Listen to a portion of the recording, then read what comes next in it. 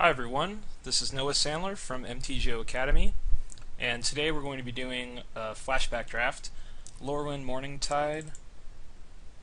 Pretty great format. Decks are, like, the drafting is relatively linear. You follow tribe in Lorwyn and class in Morningtide. So, I mean, you sort of stick to a general theme with your deck, like you'll be Merfolk, but the last pack twists it up a little bit, because the classes could be of different tribes, so you might have Merfolk and Wizards be your class, but some of the classes will go over multiple tribes, like Warriors, it could be Goblins, Tree Folk, so it's a pretty interesting draft format. And there's also a lot of money cards in it. Scape Shift, Vendilion Click, Bitter Blossom. So definitely worth checking out.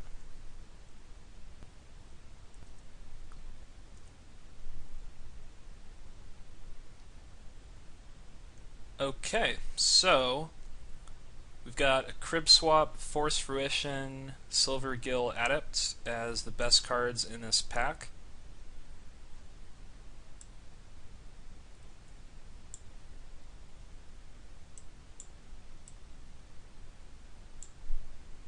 So Force Fruition, the card generally tables. Really interesting card. It seems kind of crazy. Whenever an opponent casts a spell, that player draws 7 cards. So on the face of it, that's pretty bad. But what that means in Limited is that the turn that you play, your opponent gets to play around 3 more spells for the rest of the game. And if they play any more than that, they're going to deck.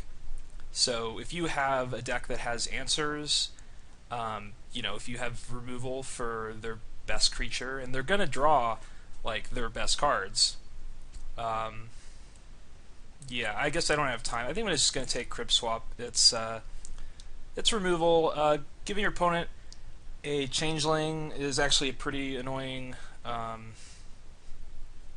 drawback to the card, but it's more flexible than taking Silver Gill Adept, which is also strong, but requires you to be heavy Merfolk. And I do like Merfolk. It's not quite as good with Morningtide being added in as it was in Triple Lorwyn, but it's not strong enough to make me want to go directly into that archetype over something like Crib Swap, which goes in. I mean, it's a Changeling card itself, so it goes into basically any white deck. And here, best card's Final Revels. Doesn't necessarily map up with Crib Swap, though there is a bit of a black-white Kithkin deck. Not really the best deck in the format, but Revels would go well in it. Pretty much just going to take the best card in this pack, and then we could go in a variety of different directions, and nothing comes close. Thieving Sprite's decent, and Fairies, Guildleaf Ambush is not bad. So yeah, we'll take Revels. And we have Battle on Oak, Plover Knights, Nameless Inversion, Bogart Harbinger, and Fodder Launch. So 2 strong Goblin focus cards. Nameless Inversion, definitely the best card in the pack. We already have a Revels, so definitely going to take that. Also, we might have 2 powerful Changeling removal spells right now. That makes picking up any Harbingers very good for the rest of the draft. There's also Plover Knights here, and then passing the Harbinger and the Fodder Launch. The Oak, the Daredevil. There's not much else great in the pack, so someone's going to take each of these, and probably going to try to avoid Goblins, unless if it's really open for my right. Goblins isn't deep enough that you'd want to fight for it. Okay, we have Judge of Currents, Woodland Changeling, Veteran of the Depths, Kithkin Greatheart, Hornet Harasser. So not a great pack. Merfolk. There's some good Merfolk for the Merfolk deck. But I think we've kind of past that point. So I think it's either Hornet Harasser or Woodland Changeling.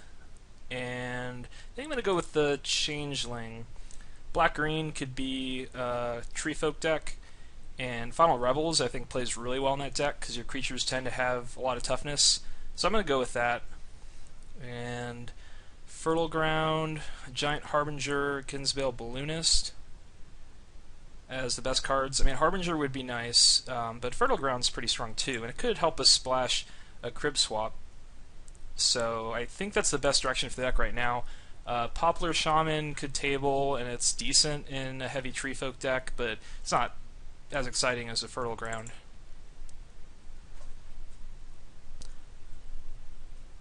And another Fertile Ground. Moonglove Extract is actually quite good in this format because there's a lot of important utility creatures, and it's important to have access to removal. But I think I'll just take another Fertile Ground, and we're open to splashing multiple colors possibly.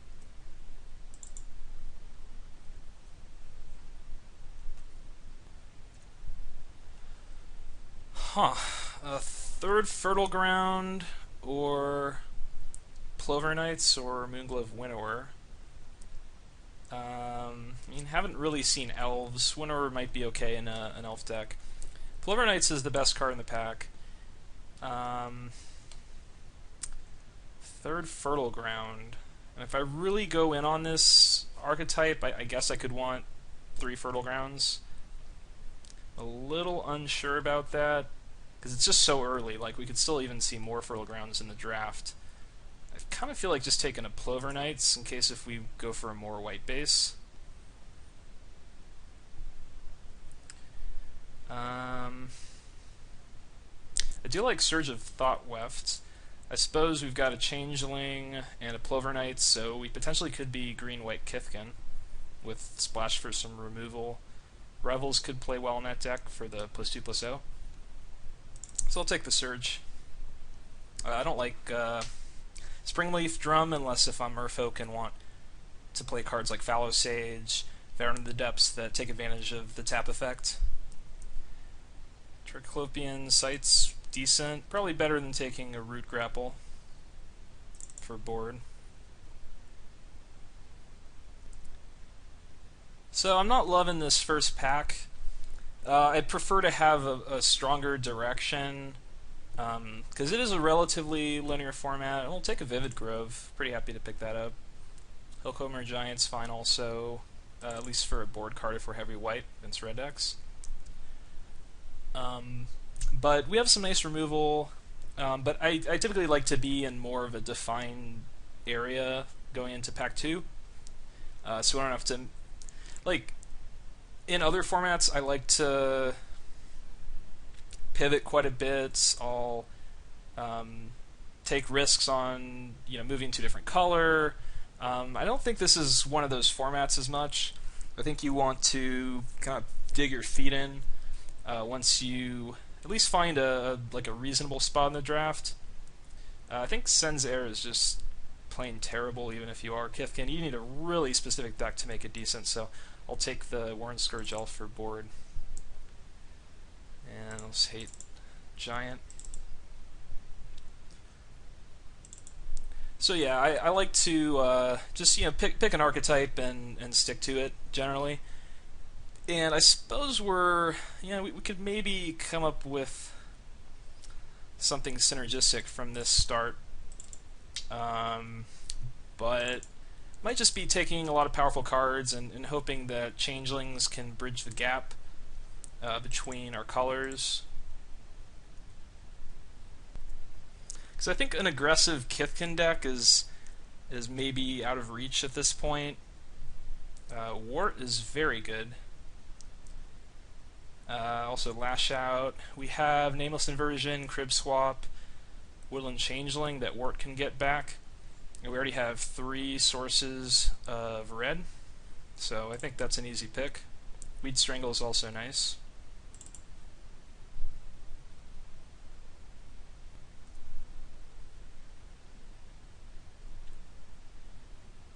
Secluded Glen, Kithkin Mourncaller, Hornet Harasser, Twig, Cloud Crown Oak.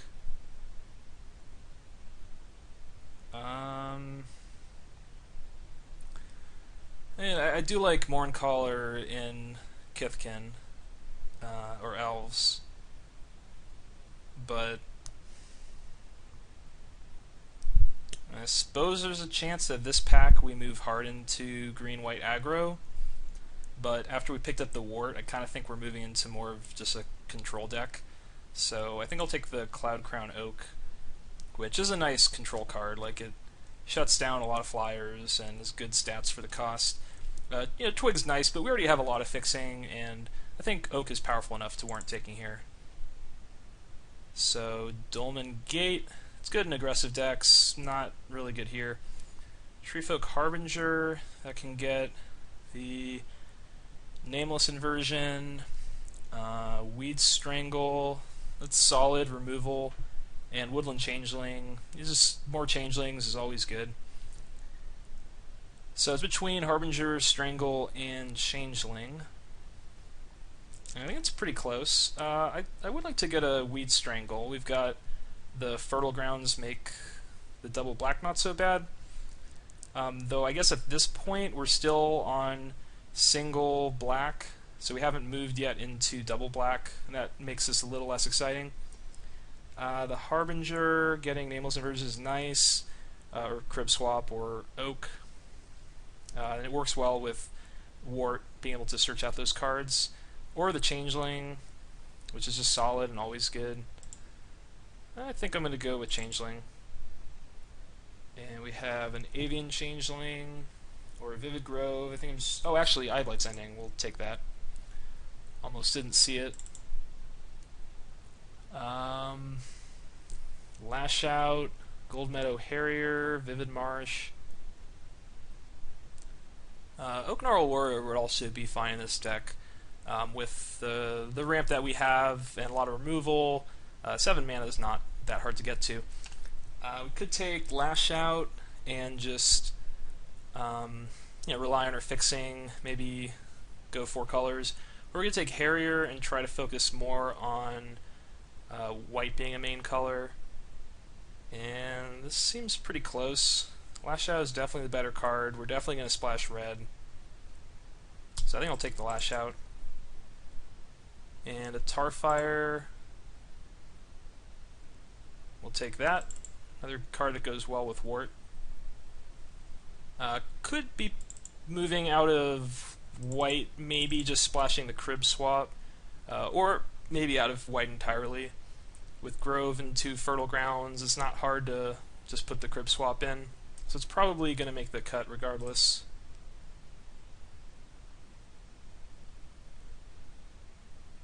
But you didn't really expect to end up Goblins.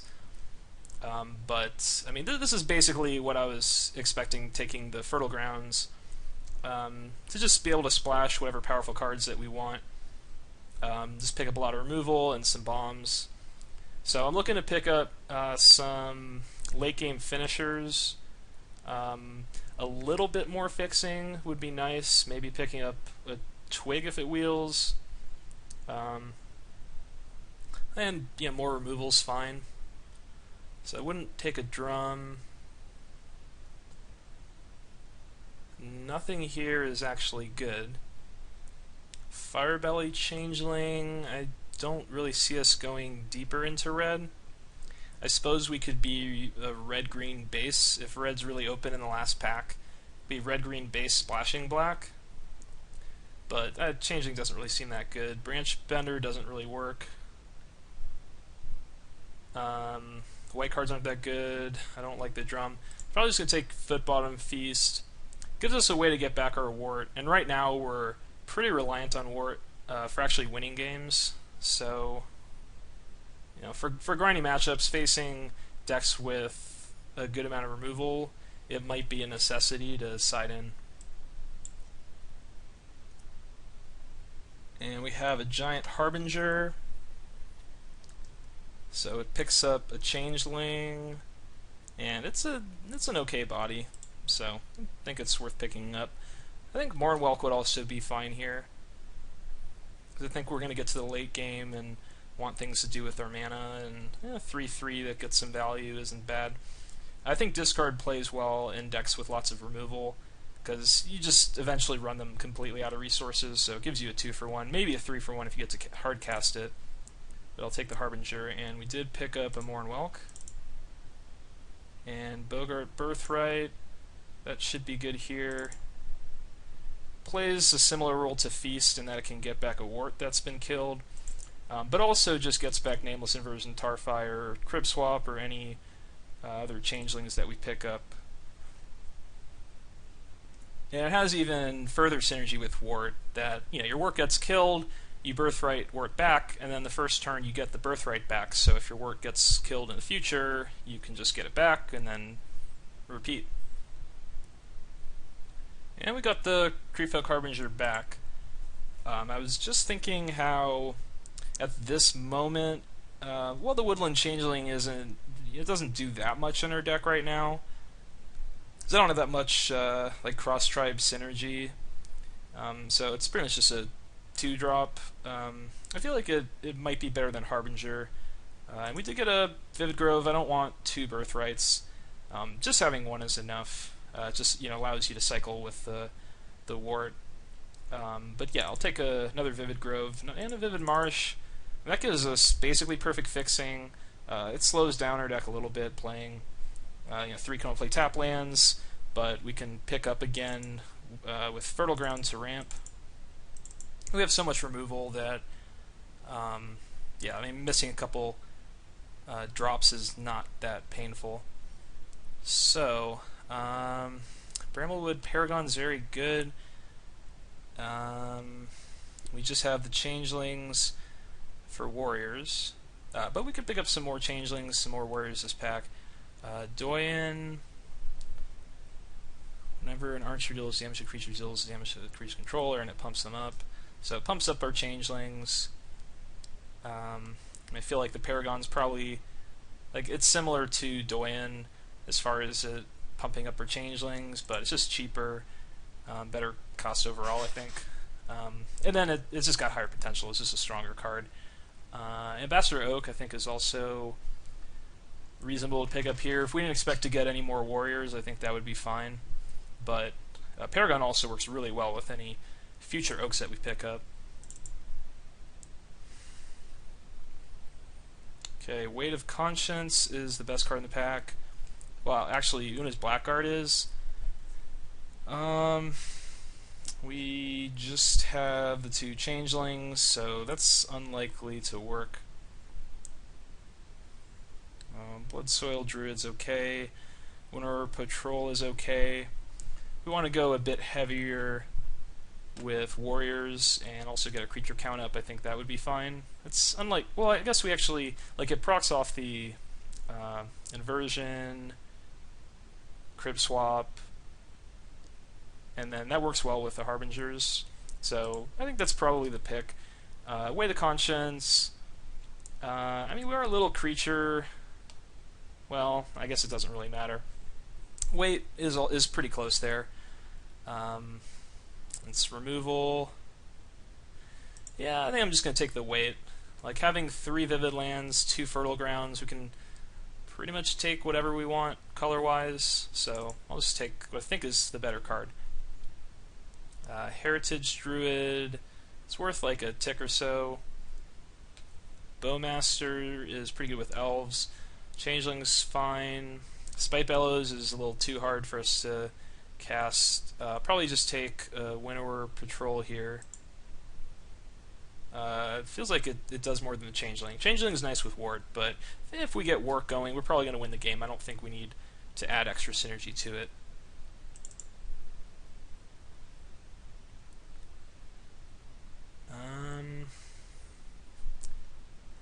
Not a good pack for us. What does Cream of the Crop do again? When a creature in his battlefield, look at top X cards, put 1 on top and the rest on the bottom. Yeah, that doesn't seem really good here. We're kind of creature short. So Armaments is quite good, but doesn't really fit what our deck's doing. Nevermaker is very good. And I mean, again, we have 5 sources of blue, so I might as well just go 5 colors. Earthbrawn is okay, but doesn't fit too well with what we're doing. I'm not really interested in combat tricks, so we'll take the Nevermaker.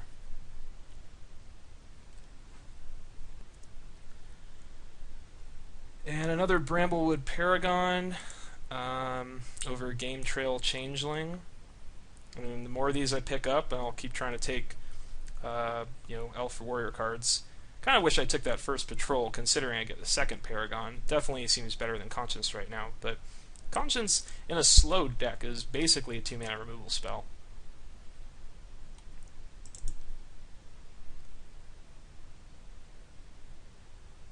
And we're at 21 playables right now.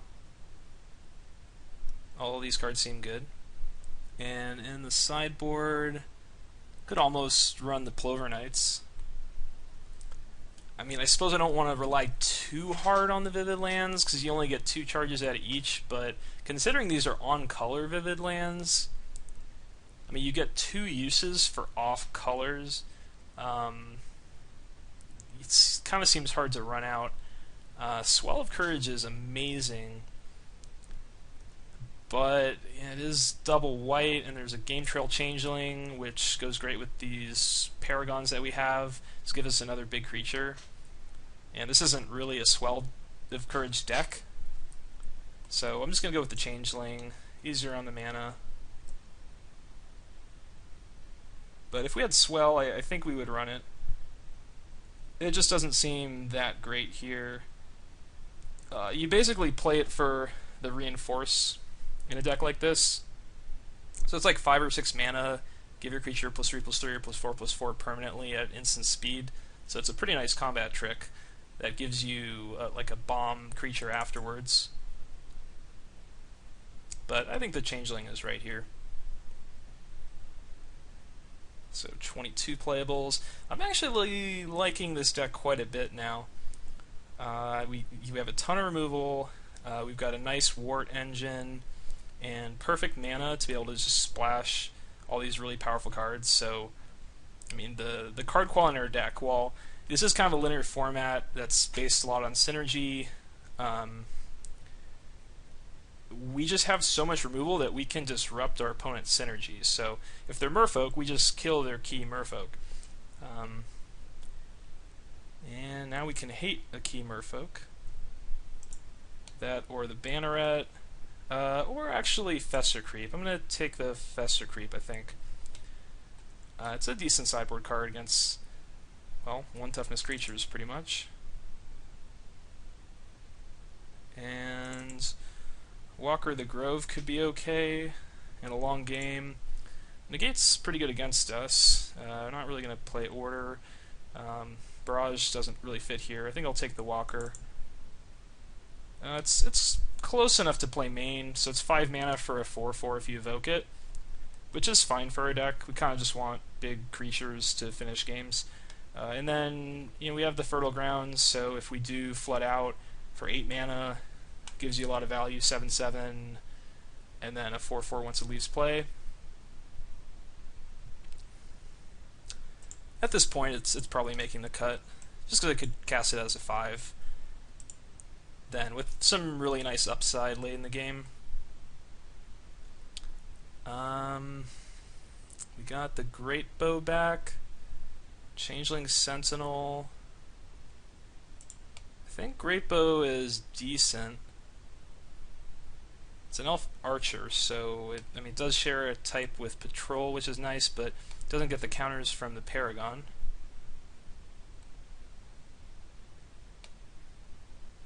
This is one of the weaker changelings, so I guess it does become good if you have a Paragon out. I think I'm going to take the Doyen, I guess. Maybe the Sentinel was right.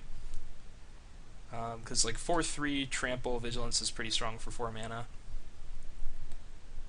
And it's okay on its own. Blight Soil Druid.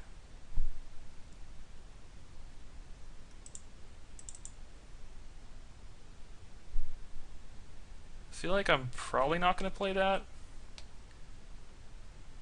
I think I'll hate a Shard Volley. Not a big fan of Shard Volley in a deck like this, because it's really, like, our lands are really important. And we already have a lot of removals, so we don't have to like take a disadvantage to get more, I think.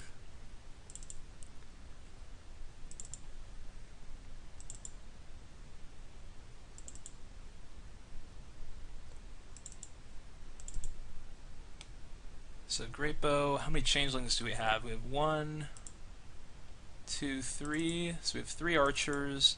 It's a 2/4 that gives our changelings +1/+1, and then when they deal damage to creature, so it like deals a little bit of extra damage. Yeah, it's not that good. I think Changeling Sentinel would have been a better pick, and maybe both of them wouldn't have made the cut in the end.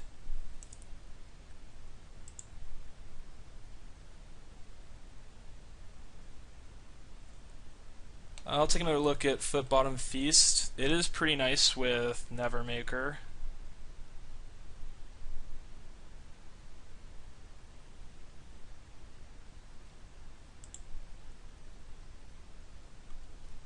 It does have some synergy with Winnower Patrol. Overall, not something I think we need. And we get to cut one more card. So it could be Blightsoil Druid, Mournwelk.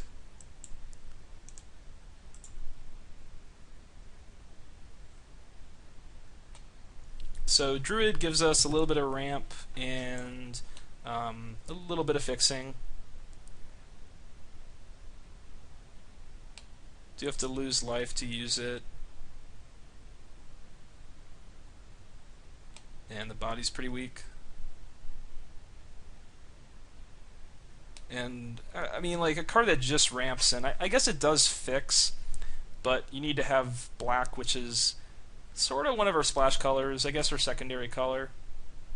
But needing black to get to green. In a deck with so much removal, we can probably just run our opponent out of threats. I think a lot of games we're just going to sit back, and the games are going to go long. So while Fertile Ground like allows us to get all types of mana, Blightsoil just gives us green. I feel like ramping isn't that important for this deck. We want to have access to enough mana to cast our spells, but we're not in a hurry to cast them. We have so much cheap removal that I feel like a card that's there just to ramp mostly is just not necessary. So I think I'd rather cut it and just keep in like a large creature instead. Like I think we can easily drag games out long. Shard Volley's close, I guess. Maybe I'll side it in if his opponent just has like a ton of great targets for it. But any land that we sacrifice like could hurt us because we're trying to get to 5 colors, so our mana base is going to be a bit all over the place. We might not have like 4 forests in play and feel free to just sacrifice one. It goes a little better in tempo decks. Like you can cast something and Shard Volley on the same turn. So I think it's close. Like the card value I think is relatively high and higher than a card like Walker, but I think for this deck we just want like a few more big creatures. But I could definitely see siding in, and it's possible that it's incorrect to not play it in the main. So let's figure out the mana base, maybe the most interesting part of this deck build. We've got 2 Vivid Groves. Getting green is really important because of the Fertile Grounds, and we also have double green, and the Paragons we want to have out early. So I would want at least 9 green sources, and the Vivid Marsh gives us 10 if we go for 7 forests. And some of these will come into play taps, so maybe we won't be able to Fertile Ground on turn 2 because we've got to play a Vivid land first. But I think 10 overall sources is pretty good. For red, we have 4 cards. None of them need to be cast that early. Lash Out or Tarfire. It's nice to have access to, but they're good late game as well. We already have 5 sources, so I mean maybe 5 or 6 is fine. Maybe just 1 mountain is okay. Then for blue, there's just the Nevermaker. We've got the 5 sources with the Fertile Grounds and the Vivid Lands, so I don't think there's any reason to play an island. It makes it a little more likely we get to use Nevermaker.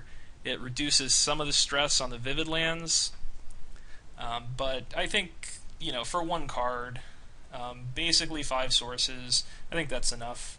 I'd rather just have more green sources to guarantee that we can cast the Fertile Grounds on time. For white, it's 2 cards. Does that change enough that we need a plains? Possibly. 1 extra card. I mean, we're going to have plenty of sources of all of our colors, so at some point we're just going to need extra lands to be of, any color. And, in a different situation with not as much fixing, I would try to not play a plains here to open up land slots for other colors, but I feel like we're just going to end up with a ton of sources of every color. In that case, running 1 plains isn't that bad. For swamps, we've got the same 5 sources plus 3, gives us 8. I think we can probably go to 9. Worth noting, the nameless inversion is something we're going to want to search up pretty often, so that makes black a little more important to get early. This gives us 11, 12, 13. We get 1 more source, I think, going up to 11 green. Gives us another untapped green source, which makes early Harbinger, Fertile Grounds more likely. Could even just cut the plains and go 1 more forest, but I think it's fine. Just having 1 of these off-color lands to offset the vivid lands a little bit, I think is a good idea. So, and then it's an untapped source of white, so if we have Crypt Swap in hand, we're looking for white, it allows us to actually draw plains rather than drawing a vivid land, or maybe Fertile Ground would be too much of an investment that turn, and it would slow down our Crib Swap for another turn. So having the untapped white source is nice. So we'll submit, and I'll see you for round 1.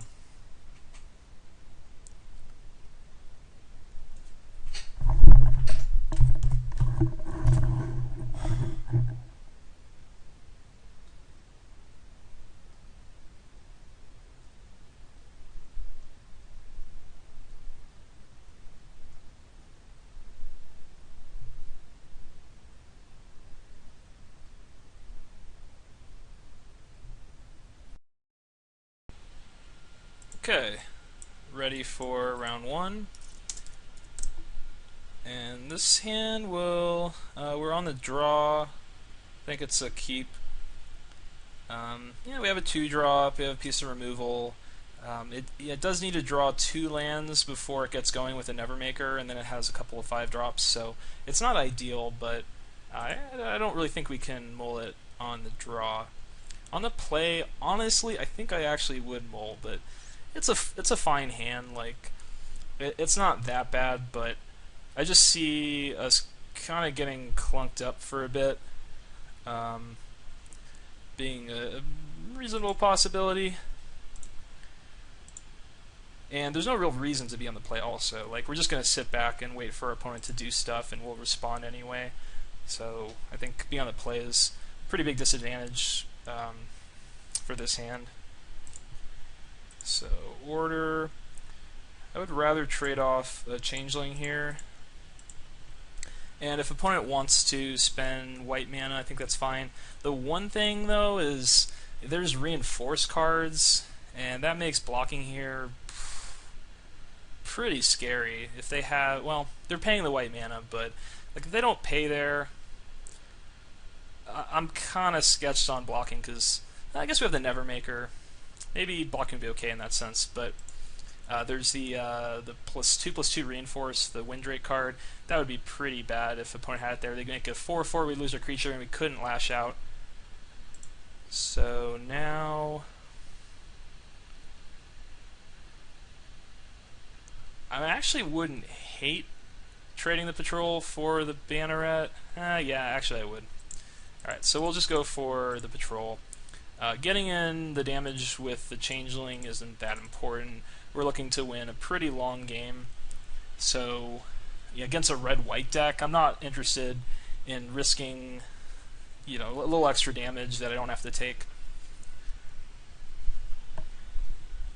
Also, the Banneret is going to become relatively useless pretty soon. So, opponent just taps out and passes, right? Right? No? Gonna attack. I'd rather take out the order. Yeah, we'll have the Nevermaker out pretty soon, but I mean, this was the turn where Banneret was going to be really good. The opponent could play Plover Knights, and they didn't play anything. So I feel like they're unlikely to get a ton of value from it, for the rest of the game. I don't think there's many 6-drop Kithkin or soldiers, if any. So I'd rather just kill the flyer. And I'm not going to trade the patrol yet. I think there's enough ways to trigger it. Blight's Ending. That actually does share a card type.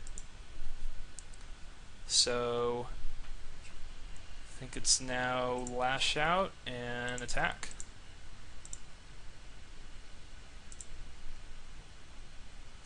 I do think, well, we'll see what we Lash Out. But I think this is a decent spot to start getting aggressive. We've got Blight's Ending, so we did win the clash. So opponent does go to 17. We can put him down to 13. And the Fertile Ground on top. This would certainly be a necessary evil if we keep it there. It takes a full turn off. Like, we can't cast Blight's Ending. We have to wait a whole other turn after that to play the Nevermaker. Now, once we get it out, it's nice because we get perfect mana. I mean, it also means we're not triggering the patrol next turn. Like, there's a lot of negatives to keeping the Fertile Ground on top.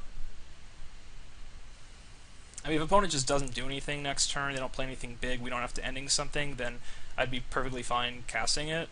But I think I just bottom it. And we'll get closer to our other sources of mana. I mean, even just drawing a forest is not the worst thing in the world. I mean, I don't know. Maybe I'm overthinking it, and yeah, Fertile Ground just guarantees that we're 1 mana closer to doing, the things that we want to do with this deck. Do I think we can take a turn off for that? We probably can. We've got 3 5-drops, so we get Fertile Ground. We probably just cast it, and then next turn we just go for Nevermaker, and then get to cast our 5-drops. Or we put in the bottom. A forest would be a little awkward. Any other land would be pretty good. I'm going to keep it on top. I almost talked myself into bottoming it. I think there definitely are good reasons to do that. But I guess, does this change this attack here now that I know I have Fertile Ground on top? I think it actually does. Knowing that that the patrol isn't going to get bigger and I'm going to have to take a whole turn off, I feel like I'm okay just leaving patrol back. There's Cloud Goat Ranger. So we're not going to flip. So do we go for Blight's Ending here? I mean, I would definitely wait. So let's just pass. Get to prevent 5 damage, possibly.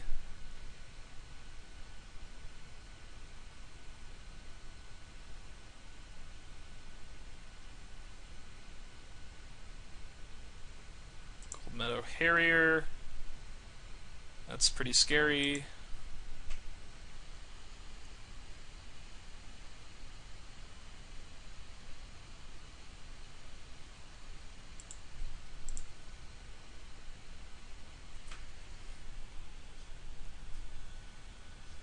Yeah, Harrier's very bad for us here.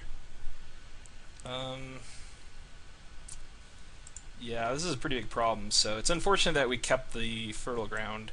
Considering opponent went Cloud Goat Ranger into, Gold Meadow Harrier, it's kind of a weird spot, but it looks like we gotta kill the Ranger, and then next turn, I mean, probably just gonna have to take a giant attack.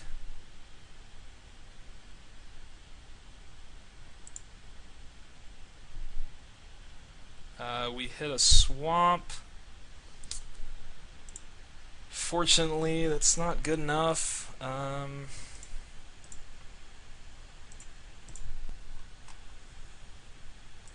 might be too late for us. So had we bottomed the Fertile Ground, we would have drawn the swamp. So we could have gone... Oh, well, we still couldn't cast the Nevermaker. So... might be in a slightly better spot. Wow, opponent tapped out for Lairwatch Giant. That's really good for us.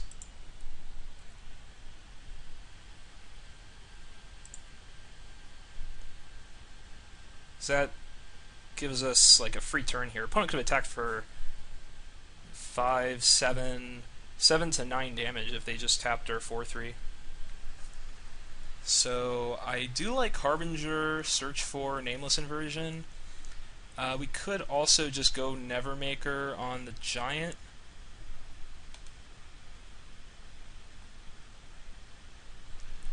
And just buy a turn.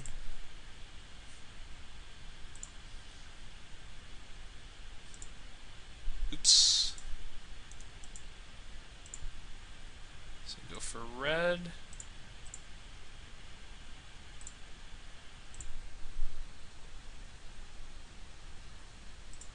So go for Nameless Inversion.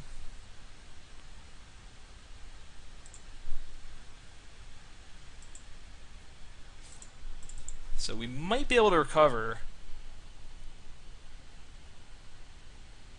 It's going to be close. If we do keep the patrol around, it is going to get pumped next turn from the inversion. And then we can cast inversion, get rid of the giant or the harrier. Crush underfoot. That was a pretty good draw. Like, if we just had one more turn before they drew that card, then we could just kill the giant. But instead, we're pretty much dead. Maybe Final Revels off the top. Oh wait, we know we have inversion on top. Well, so we're taking 3, 8, 10, 12, so we get a 4. So Nameless Inversion plus Nevermaker. 1, 2, 3. We're still taking lethal, I think exactly. 8, 10, 12, so we're going to be 4. And we're going to take 4, at least 4. So we have to just bottom this and hope for Final Revels. That's our only out. And didn't get it, so on to the next game. So very close. Cloud Goat Ranger, yeah, it's a really good sequence of draws for opponent. We did go for the Fertile Ground. I think it could have turned out in a lot of different ways from that spot. I mean, before they played the Cloud Goat Ranger, it seemed to be in a dominating spot. But so opponents red, white, Kithkin Giants. Festercrete definitely seems worth it here. Could remove the Harrier or the Cloud Goat Ranger tokens or Springjack Knight. Ton of 1 toughness creatures. Shard Volley also, not sure about Shard Volley. I mean, there are some pretty important creatures, like killing that 6 mana 5/3 for 1 mana is pretty exciting. Also killing, the Harrier, Cloud Goat, those are some pretty important things to get rid of. So maybe that can go in. Could just cut Walker. Is it necessary to have like a late game finisher? Could cut Mournwelk. Yeah, actually Mournwelk might be worse than Walker, because Walker I can cast for 5 and affect the board, where Mournwelk I can't affect the board until turn 7. So we'll cut that, and yeah. Or no, we're still at 41 because of the Fester Creep and Shard Volley. So maybe just Shard Volley out. I don't like if I cut the Walker and the Mournwelk. I feel like I really am low on win conditions. Yeah, I'm just too low on win conditions in that case. Like I can make some 3/3 creatures, and I do have Wart. But if this is gone, like one big creature from opponent that, I mean, I guess I can remove pretty much anything, but I feel like I need a little more. I think I need some more win conditions. Play first.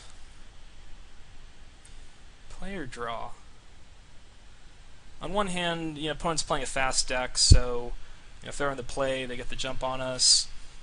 On the other hand, we do have a ton of cheap removal, and we are a 5-color deck. I mean, being able to actually cast our cards is pretty important. So I think I'm actually going to go on the draw. I think hitting our drops is more important, and we just have so much cheap removal that I don't think like being on the play is going to help us out too much. like a lot of our answers cost 2 or 3 mana.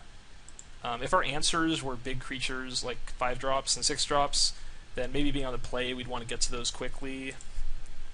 But I don't think we gain much by doing that. And being on the draw is definitely better for this hand. And just run out the Changeling.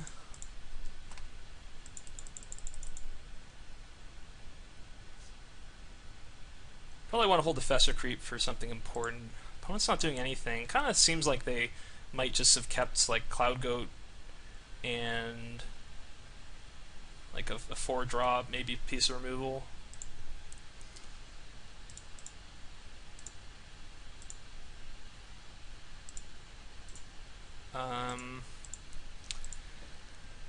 Now as to whether to play the Fester Creep, we currently only have one source of black, so we're unable to go Fester Creep activated in the same turn at the moment, and that's the best way to use it, so you can trick your opponent into overcommitting. It might actually get through for some damage. We just inversion something, keep attacking, so I am going to cast it.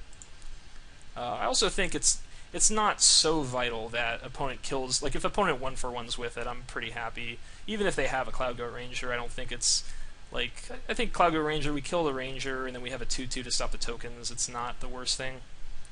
But yeah, like in this spot, we get in a little extra damage and go for Paragon, Nameless Inversion.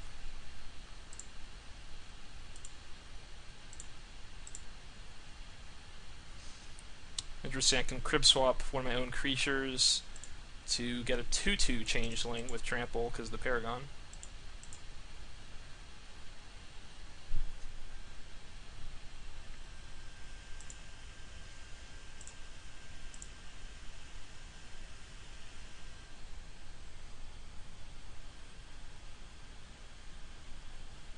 Okay. So I'm going to kill my Paragon, I imagine.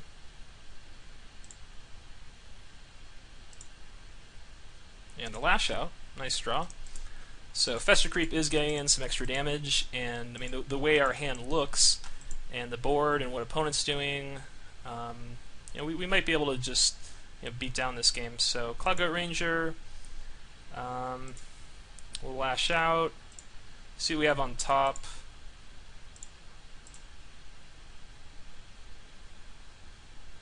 It's just a forest, so we'll bottom that. What did we buy? Yeah, just another forest. So, I mean, we can, like, if we sack Fester Creep here, we get in 1 extra damage, or we can wait and just see what opponent does on their turn, and maybe they have to hold back for an extra turn.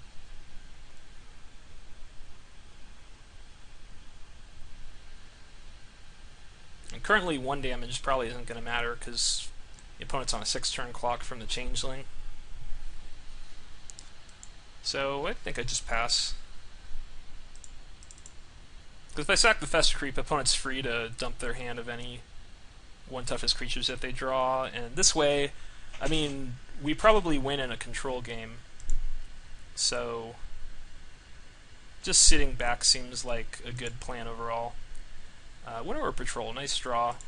So we can just go for Weight of Conscience. Or, yeah, we'll go for Weight of Conscience. Crib Swap, some point in the future could be nice, because we can Crib Swap and follow it up with Fester Creep. So we'll wait that. Play Patrol. I suppose I'll hold the land. Can't see a reason why I would need to play it.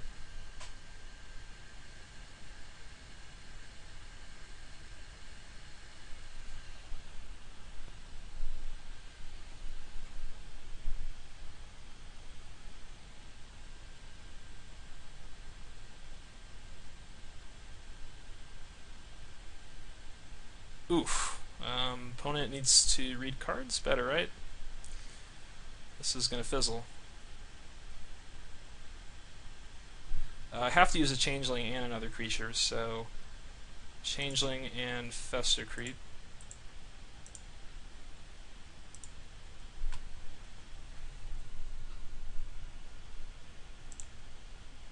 Crush fizzles, so that's a pretty nice hit. Yeah, if opponent just waited till EOT and they evoke Meadow Boon, that's pretty annoying. So Fester Creep, a lot less useful. We'll see how opponent chooses to attack. They might just send in 2 Kithkin and leave 1 back. They sent all of them. I don't think that's right. I mean, I'm attacking them for half their life total this turn. And just Vivid Grove.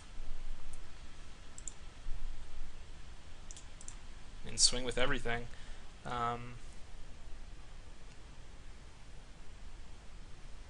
Yeah, let's put the pressure on. Play the Grove. Yes, I mean, opponent could have just waited for the Crush Underfoot. They could just pass a turn. I would have tried to exile their Giant.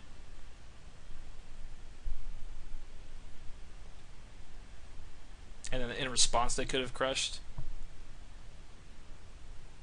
So they cast Spite Bellows.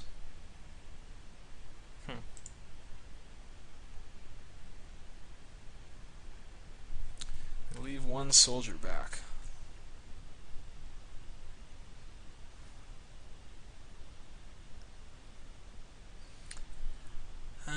Could sacrifice Fester Creep here, prevent 2 damage. The Bellows kills my Patrol, and then I've got a 2/2 against opponent's board. I can't stop the Bellows from killing something. So this is probably happening anyway. So I feel like I might as well just do that. The one other thing is, I guess next turn when opponent attacks, I could, well, I guess Fester Creep, it gives all creatures -1/-1, so it would make my creatures smaller too. So unless if I make my Patrol slightly bigger next turn, or even then, like Bellows just kills it. So might as well just use the Fester Creep here, prevent a little bit of damage to myself, and force opponent to use Bellows at this time.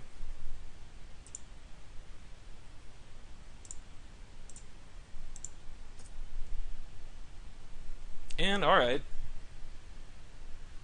sort of got there. I think I do attack Changeling in. Trade seems good. Opponent having a bunch of 2/2s compared to like my 4/4. This makes it easier for me to attack in at some point.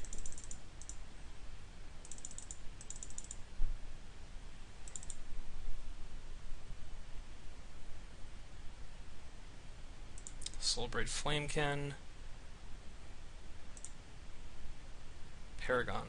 That would have been really nice to get that before the Changeling.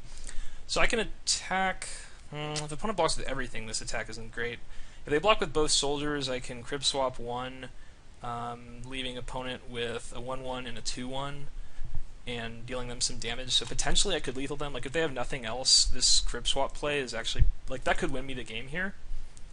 On the other hand, again, like, I am the control deck. My deck has better cards to draw at this point in the game.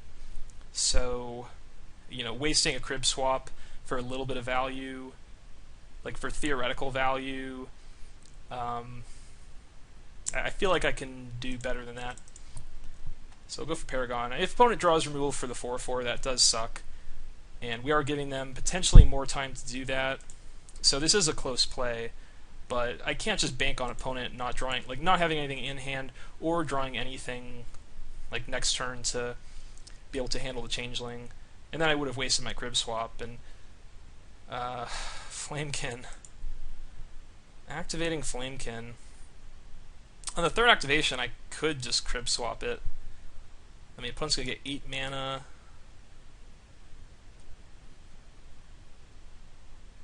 Gosh, I mean, it could be that Hearth Cage, the 5/5 that makes like 3/1s when it comes out. If it was Boldware Intimidator, they just would have played it.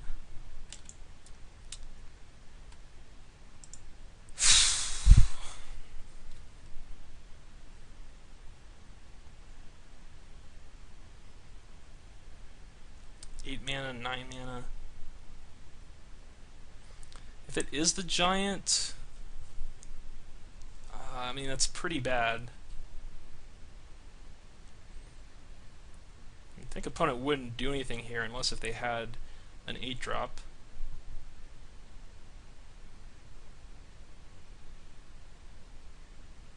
And I feel like most 8-drops in this format aren't things that I can just crib swap away. Now if it is the giant, if I go for crib swap here, opponent gets the changeling on my turn. Depending on what I draw, maybe I can make an attack and then beat them before they draw the land to cast the giant.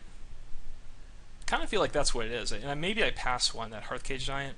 Because if I crib swap the giant, opponent has some 3/1s. I guess I'm still stable, because the 4/4 can block a 3/1. Paragon can block something. I take 7 damage, go to 5.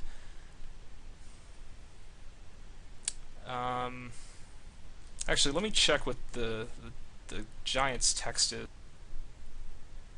Okay, I think I'm just gonna let this resolve. I think I have a chance to beat the giant if I let it resolve. I don't know, maybe opponent's just doing something weird here.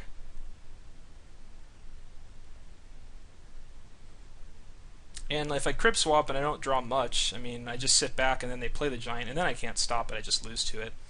So, I will allow it. It is a giant. This can pump giant creatures. So go for crib swap, EOT.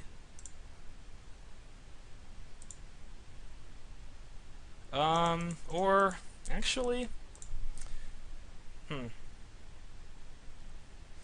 are cards we could draw where we're punished for not waiting. So it's 1, 2, 3, 1, 2, 4. On the other hand, let's see, sacrifice an elemental, target giant creature gets +3/+1. On the other hand, we do take 1 less damage from the attack. If opponent goes all in, and maybe they'll go all in, or maybe they'll make like an attack that benefits us. I think I'm actually just going to wait on the crib swap. And we draw Vivid Grove, so it's good to wait. I mean, minimum we prevent 1 damage, which could be very relevant, considering that opponent's putting us to 5 off 7 damage. And we could even go like double block. If they just attack with giant, we just double block it and force opponent to sacrifice a shaman. I mean, I did think a lot there, but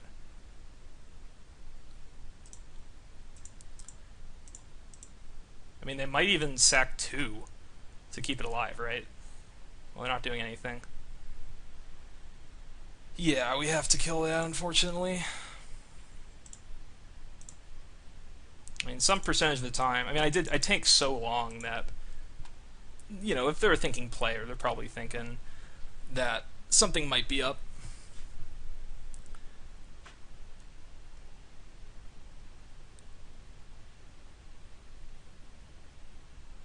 Come on, deck, help me out. I thought my deck would have better cards in it left over, but it doesn't seem that way. Opponent's drawn some really good cards. Well, that's a good one. That is a warrior, so it's going to get pumped up.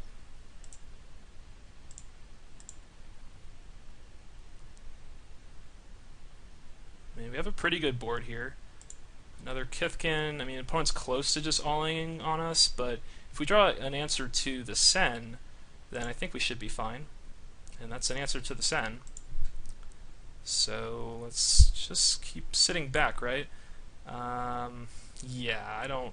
We could make an attack, but I think opponent's gonna... Like, I think they're putting enough creatures on my creatures that I can't just kill them with an Eyelight's Ending. I mean, it's worth considering. Like, pretty soon, if I draw 1 more removal spell, I might just send my Tramplers in, and, you know, opponent's forced to make some weird blocks to survive, considering I can remove their biggest toughness creature and trample over. But I don't know about that turn. Like, they put 2 Kithkins on my 4/5, or they could go like Kithkin plus Shaman on both of my creatures.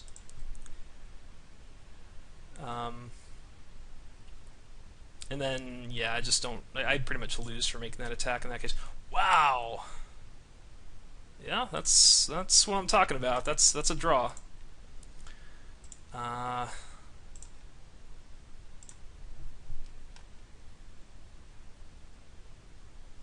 get back Nameless Inversion. So this might be the turn that opponent goes all in.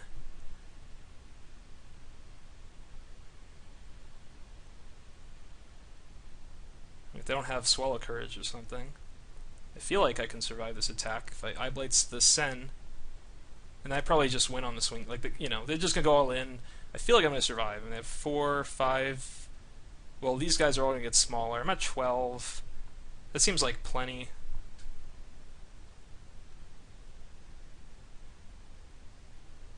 And it does seem hard for opponent to not go all in here, because I'm just getting Nameless back, immediately killing the Sen, and causing trouble here.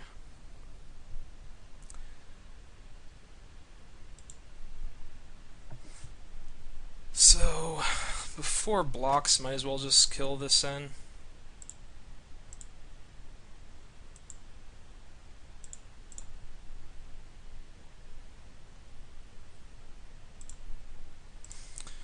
Alright. Okay, they concede. Wow. Okay, on to game 3. That was a close one.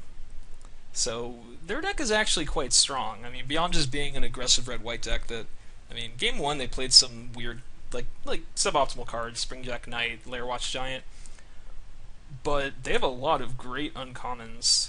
Cloud Goat, 2 Spite Bellows, Meadow Boon, Wizened Sen. And I mean, the Sen and the Meadow Boon go really well in their deck.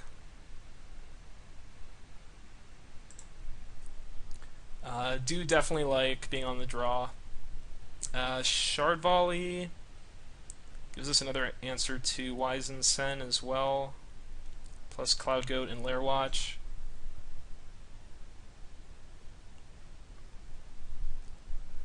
But, Final Revels could be insane against them. I hope we draw that eventually. I don't really want to cut anything, though. I think the Walker is still important. I mean, like, a 4/4 creature won us that game, the Game Trail Changeling, just sitting in play for a while. His opponent's got a lot of 2-power and 3-power stuff. So I don't think I want to cut that, so I think I just leave the Shard Volley in board. I mean, maybe one of these green creatures, but I don't really think I'm going to cut them. Yeah, I think it's just the weakest card left.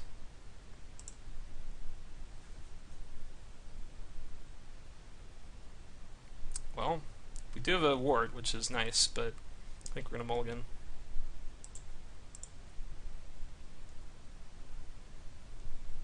Opponent mulligans also. Ugh. This is not a good hand. I mean, it's not even like we have a ton of red sources. This is like, if we get a Fertile Ground, I guess we can cast the cards in our hand, but we have no creatures really. We get a Scry. I think we can just do better on 5. Yeah, this is fine. I mean, hopefully we can get our second land, but I mean, we'll bottom that. If we get second land, this hand could be really good. I mean, we have Wart, we have Final Revels, we have Fertile Ground. Those are like 3 really key cards for our deck to function. And we have Fertile Ground. So, probably on the Swamp.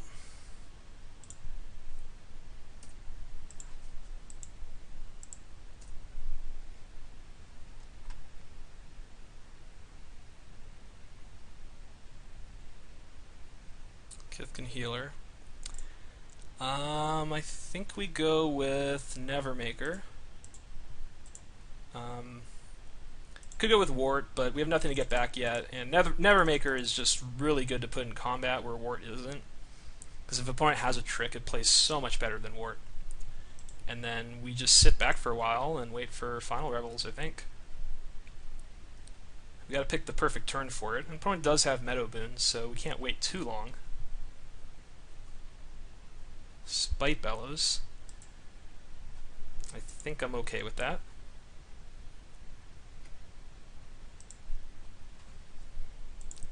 So, might as well put the healer back. Both of them cost 2 next turn.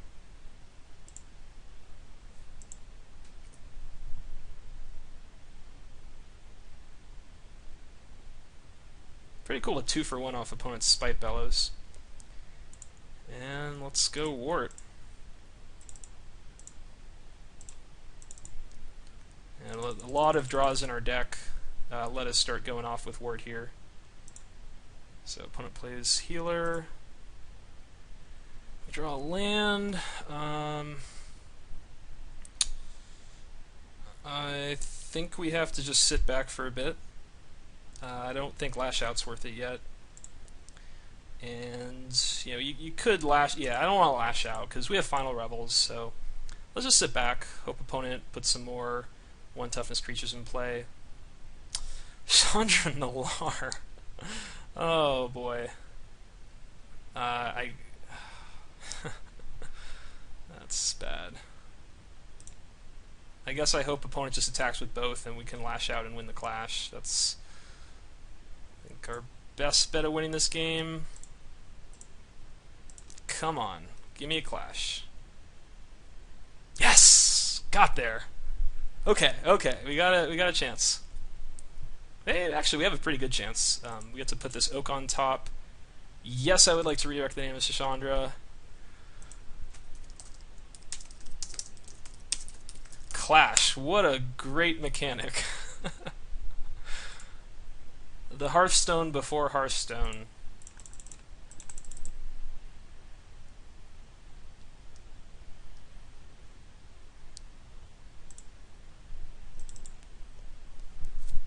I mean, I probably have higher casting costs. Yeah, maybe not. I mean, opponent actually has a lot of 5s and 6 in their deck. Okay, Vivid Marsh, so let's just sit back for a little bit. It's more likely opponent plays like another 2 toughness creature. Spite Bellows. It's unfortunate. I probably just have to Revels next turn, otherwise we're taking too much damage. That sucks. I mean, hey, I just won the clash to kill Chandra. I guess I can't complain too much. But yeah, knowing they had the Spite Bellows, sure would have rather cast it the turn before. Bogart Birthright would be a pretty insane draw. But I don't know, 6 mana. Opponent can no, they got nothing. Paragon. All right, we can do this. They have 1 card. It could be that freaky giant, and looks like that's going to beat us if that's what card they have. So they're going to draw a land. We just keep drawing lands. Plover Knights. We have a lot of ways to kill that. Patrol. It's not an answer, but I mean it's definitely going to help us on our way to actually finishing off the game. Skirmisher Pump. That puts the clock down by full turn. That's pretty bad for us. Alright. Nameless Inversion would be an amazing card on top.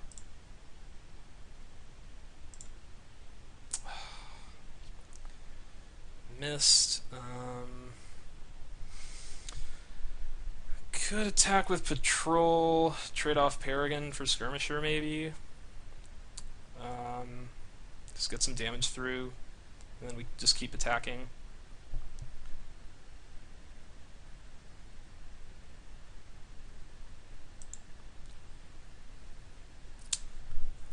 Like, if we do draw answer for Plover Knights, would we want to... Like, that does up our clock considerably, rather than just waiting around for a while. Because if we wait, like, next turn we'll be in the same situation, and, you know, it's going to be hard for us to ever attack with Patrol. You could... Nah, I don't like attacking with both. I mean, we also died a Meadow Boon that we don't die to if we wait. So, I guess I'll just wait.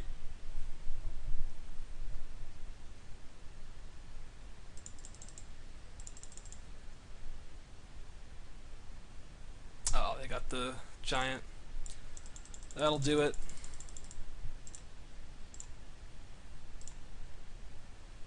Woodland Changeling, not gonna do it. Alright, so won the clash, but lost the war. But still, yeah, pretty exciting format. As I post this video, there's still a few days for you to experience it for yourself, which I recommend doing. So hope you enjoyed the video, and I'll see you next time. Bye.